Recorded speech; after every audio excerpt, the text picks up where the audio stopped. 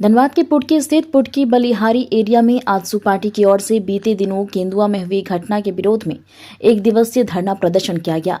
धरना कार्यक्रम में पार्टी के जिला अध्यक्ष मंटू महतो और नगर अध्यक्ष जीतू पासवान के नेतृत्व में सैकड़ों कार्यकर्ताओं ने उत्साहपूर्वक भाग लिया।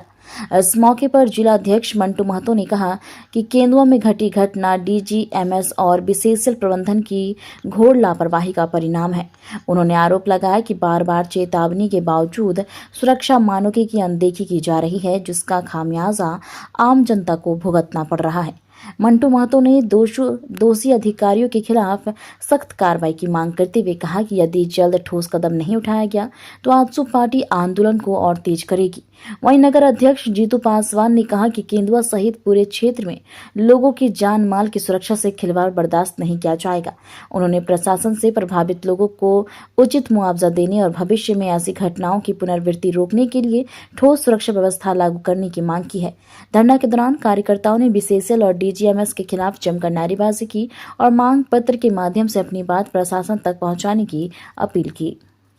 से आ रहे हैं, सरकार का अधिकारी आ रहे हैं, सरकार का प्रतिनिधि आ रहे हैं, लेकिन इसके बाद भी जो है कि ह्यूमन राइट्स को अभी तक पता नहीं है कि हमको क्या करना है। मानव अधिकार का हनन हो रहा है, लोग मर रहे हैं, ह्यूमन राइट्स संज्ञान नहीं ले रही है। वो जो प्रदूषण नियंत्रण बोर्ड है वो क्या कर रही है, वो भी किसी तरह का कोई संज्ञान नहीं ले रही है। तमाम गाछों को काटा जा रहा है, पर्यावरण को नष्ट कर जा रहा है, बिना अनुमति का पर्यावरण नष्ट हो रहा है, प्रदूषण फैल रहा है, CO2 गैस बढ़ रहा है, ऑक्सीजन गाछ उस जंगल झाड़ बढ़ने से ऑक्सीजन घट रहा है, कम रहा क्षेत्र में, पूरा गर्दा उड़ रहा है, डस्ट उड़ रहा है। एनजीटी चुपचाप है, आपका जाकर इस पर कोई संज्ञान नहीं ले रहा है, पॉल्यूशन बोर्ड संज्ञान नहीं ले रहा है, ह्यूमन राइट संज्ञान नहीं ले रहा है, न्यायालय का संज्ञान नहीं आ रहा है। पूरा सिस्टम क्लब्स कर गया,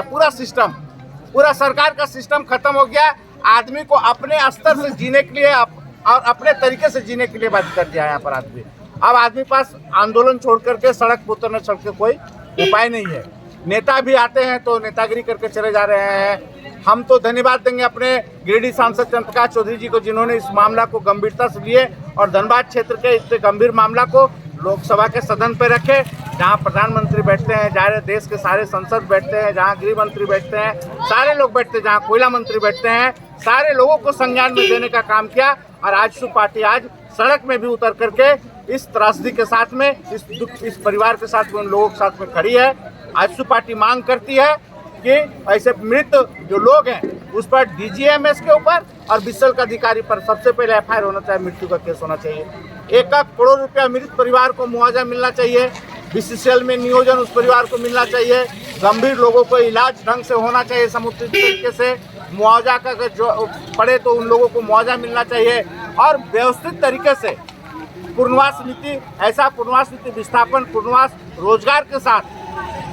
स्वास्थ्य, शिक्षा सुविधा और रोजगार के साथ में विस्थापन नीति भी बनना चाहिए, जो लोगों को अगर जरूरत पड़ने पर अगर यहाँ से हटना पड़े तो उसको ऐसा महसूस नहीं हो। अब ऐसा जगह नहीं कोई किसी को ठेल दे जहाँ जानवर नहीं रह सकता है, वहाँ आदमी को अगर ठेलने का प्रयास करेगा बेलगड़िया जैसे जगह में, तो लोग यहाँ जाना पसंद नहीं करेंगे। हम लोग पूरे इस कोयलांचल की परिस्थिति लोगों के साथ है और हम लोग आंदोलन की दिन पर दिन इस आंदोलन को बढ़ाएंगे और बड़े आंदोलन की तैयारी में हम लोग लगे हुए हैं, जो केंद्र तक को लोग एहसास कराएंगे कि कोयलांचल किस स्थिति से झेल रहा है। आज आपका दादा यहाँ पीबी एरिया के समक्ष धरना है 1 दिवसीय, इसके बाद अगला कार्यक्रम या अगला कदम आप लोग का क्या होगा? आने वाला समय में हम लोग पूरी तरीके से पार्टी का हम लोग बहुत जल्द बड़ी बैठक करने की तैयारी हो रहा है। इस मामला को संज्ञान में हम लोगों ने केंद्रीय अध्यक्ष को भी पार्टी का दे चुका हो, हम लोग को सांसद जी को संज्ञान में दिए, जिसका परिणाम है कि सांसद जी लोकसभा में इस मामला को पुरजोर तरीके से उठाएं। और यही नहीं, पुनर्वास और विस्थापन पर भी ट्रिब्यूनल का गठन, आदरणीय सांसद चंद्रप्रकाश जी का प्रयास से ट्रिब्यूनल का भी गठन हुआ, ट्रिब्यूनल का भी स्वीकृति मिला गया है विस्थापितों के लिए, विस्थापन और पुनर्वास के लिए। लेकिन उस ट्रिब्यूनल को राज्य सरकार जो है कि रोके हुई है, ट्रिब्यूनल को यहाँ स्थापित नहीं होने दे रही है और संचालन में बाधा डाल रही है राज्य सरकार। अगर ट्रिब्यूनल का गठन हो जाता तो आज हम लग रहा है कि बहुत हद तक विस्थापितों की समस्या का भी समाधान होता। आज सर आप लोग पीबी एरिया के समक्ष धरने पर बैठे हैं, क्या कारण है? पिछले दिनों बीसीसीएल क्षेत्र के धनबाद जिला के केंदुआटी राजपूत बस्ती में गैस का रिसाव हुआ। उस गैस रिसाव में उसके प्रभाव में आकर के 2 महिलाओं की मौत हो गई और सैकड़ों लोग लगभग उसके प्रभाव में आया और बीमार पड़ गए। सारे लोग अस्पताल में इलाजरत है अभी, और पूरा आसपास का एक बड़ा आबादी इस गैस रिसाव के चलते अभी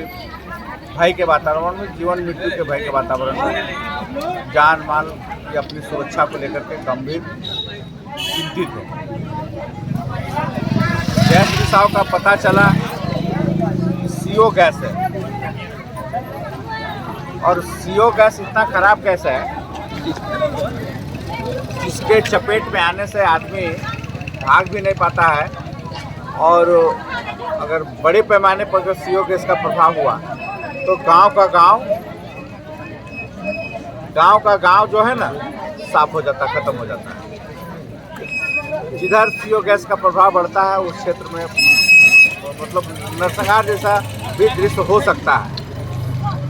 हम लोग का कहना है कि आखिर ये स्थिति पूरे कोयलांचल में है, केवल केंदुआटी बस्ती में तो घटना घटी, इससे पहले भी छिटपुट घटना हमेशा कोयलांचल का किसी न किसी क्षेत्र में, BCCL का क्षेत्र में ऐसी घटना घटी है।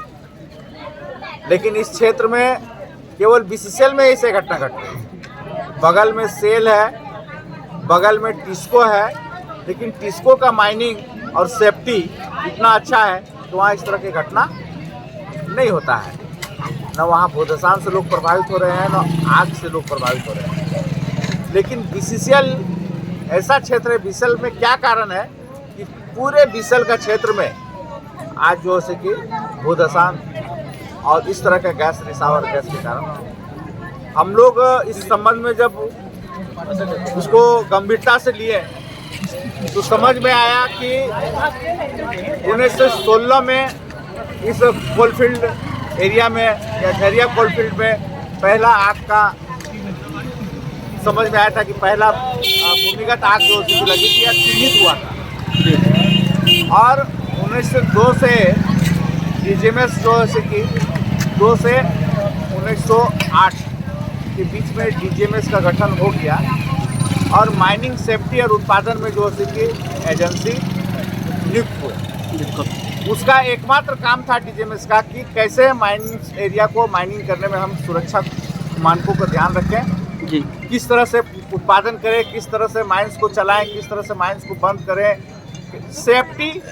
के मानकों को ध्यान में रखते हुए उत्पादन करना था जी। लेकिन 16 से लेकर के नेशनलाइज होने तक 73 तक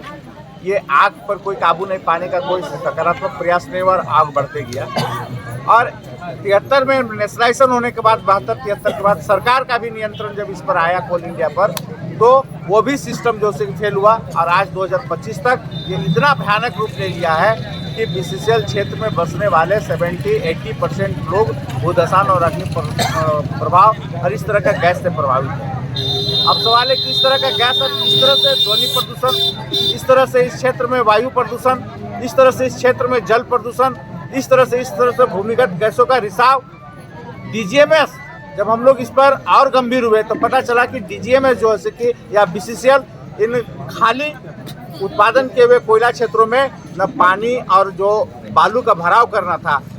समुचित तरीके से, समुचित मात्रा में पानी और बालू का भराव नहीं हुआ। परिणाम हुआ कि माइंस ओपन रहा, खुला रहा अंडरग्राउंड माइंस, और गैस, इथेन गैस जिसको हम लोग CH4 बोलते हैं, मीथेन गैस जिसको CH4 बोलते हैं, और CO गैस जिसको हम लोग गर्म गैस बोलते हैं, और एक गैस को ठंडा गैस बोलते हैं मीथेन। ये गैस चारों तरफ बढ़ता गया, फैलता गया। और मीथेन गैस का तो ये स्थिति रहता है कि मीथेन गैस तो ज्वलनशील गैस है, उसको आग का प्रभाव, अगर हवा जहाँ मिलेगा वो गैस जो से कि आग लग जाएगी और ददक जाएगी, और वो इस तरह से जिधर भी मीथेन गैस लगा और आग का प्रभाव पड़ा वो गैस बढ़ते गया, फैलते गया, आग लगते गया। और CO गैस का स्थिति ये है कि जिधर गर्म गैस बढ़ा वो जिधर भी निकलेगा CO गैस उधर वो जहरीली गैस है, वो आदमी पर हमला करेगा और आदमी मरेगा ही मरेगा। आज स्थिति ये इसलिए आया कि DGMS सारे पंखा को, जब BCCL अंडरग्राउंड माइंसों को बंद की तो DGMS जितना पंखा करता उसको भी बंद कर दिया, जो गैस निकलता था अंदर से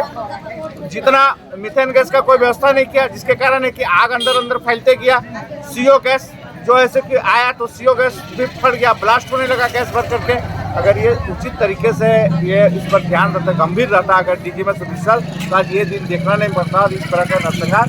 नहीं होता। अब इतने बड़े त्रासदी में इतना बड़ा घटना, आज 13 दिन से एक भी दिन नहीं है कि सरकारी अधिकारी नहीं आ रहे हैं, कोई नेता नहीं आ रहे हैं, लेकिन पूरा कोयलांचल डेली अखबार छाप रहा, डेली मीडिया छाप रहा, किस तरह से घर में डस्ट बैठ रहा, गाड़ी इधर से जा रहा, किस तरह से गर्दा उड़ रहा, ओपन कास्ट परियोजनाओं से, OB डंप करने से, ट्रांसपोर्टिंग से, आपका जाकर के कोयला उत्पादन से। लेकिन ह्यूमन राइट्स